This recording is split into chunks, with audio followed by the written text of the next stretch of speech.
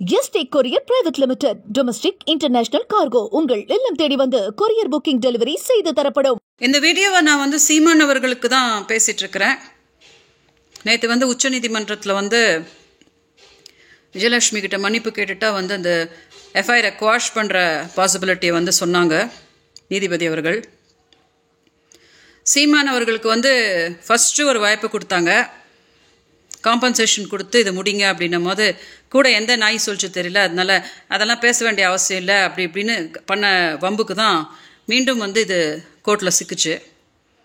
இப்போ சீமானுக்கு நான் சொல்கிறேன், நேற்று நீதிபதிகள் என்ன சொன்னாங்கன்னா, ரெண்டு பேரும் ஒன்றும் குழந்தைங்க கிடையாது, ஸோ இது என்னன்னு கொஞ்சம் ரெண்டு பேரும் மன்னிச்சு கொஞ்சம் பண்ணுங்க அப்படின்னு சொன்னது கொஞ்சம் சீமானுக்கு புரிஞ்சிருக்கும்னு நினைக்கிறேன்.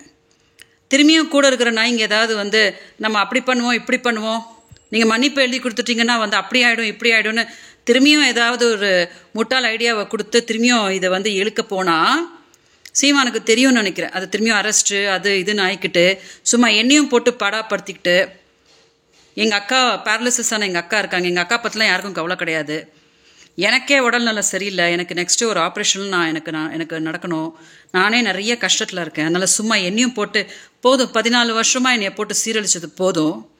ஸோ சீமான் அவர்கள்ட்ட என்ன சொல்கிறேன் தெரியுமா, நான் மன்னிக்க தயார், நான் உங்களை மாதிரி ரொம்ப கேவலமான ஒரு பொண்ணு கிடையாது, பாலியல் தொழிலாளின்னு என்னை சொன்னீங்க இல்லையா, அன்றைக்கி தான் எனக்கு ரொம்ப கோவம் வந்துருச்சே தவிர மற்றபடி நான் ரொம்ப மனிதாபிமானமான ஒரு பொண்ணு தான். ஸோ இப்போது நான் என்ன சொல்கிறேன்னா, நான் மன்னிக்க தயாராக இருக்கேன்.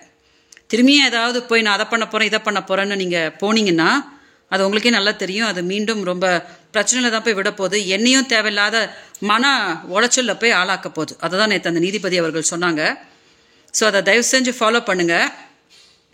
நான் பட்டது போதும், நான் பட்ட அவமானம் எல்லாம் போதும், நீங்கள் எனக்கு கடவுள்னு ஒருத்தர் இருக்கிறாரு, அவர் என்னை காப்பாற்றுவார்.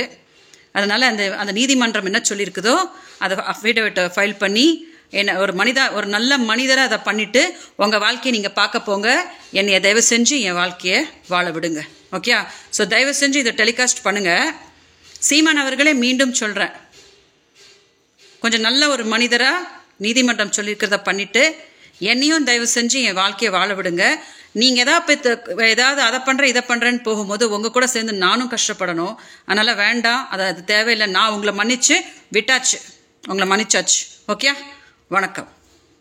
என்றும் உங்களுடன் மை இந்தியா. முக்கிய செய்திகளை உடனுக்குடன் தெரிந்து கொள்ள சப்ஸ்கிரைப் பண்ணுங்க, பெல் பட்டனை பிரஸ் பண்ணுங்க. என்றும் உங்களுடன் my India. Yesterday courier private limited. Domestic international cargo உங்கள் இல்லம் தேடி வந்து கொரியர் புக்கிங் டெலிவரி செய்து தரப்படும்.